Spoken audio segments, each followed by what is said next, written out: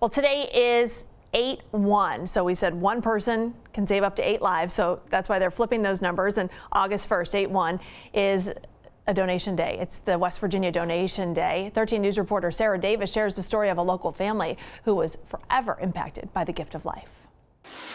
The Nethercutts never thought it would happen to them. But after Kurt nearly died from respiratory illness, he needed new lungs.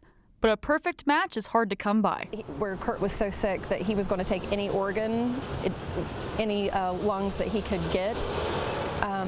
He wasn't going to refuse them because he was so sick. So even if they were not perfect, he was still going to take them. Then a miracle happened.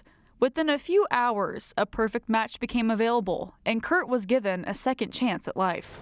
We've all been through a lot, but I'm super thankful that God still has other plans for him, and he's still here with us. Andrew Frazier works as a transport specialist, and although he didn't deliver Kurt's perfect match that night, he grew up with him and says hearing his success story is so special. You know, hearing the story, it makes you feel good knowing that, you know, you're bringing the gift of life to somebody who's desperately needing, who's very sick, and you're making that happen. You're part of the whole process. Thanks to an organ donor and people working behind the scenes, the Nethercutts don't have to imagine life without their dad, their husband, or their friend. You know, doing things, being available to help them, whatever they need, you know, because, you know, I was scared I wasn't going to be able to walk my daughters down the, you know, getting married.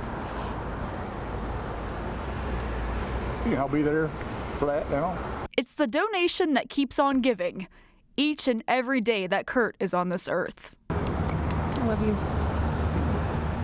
In Huntington, Sarah Davis, 13 News.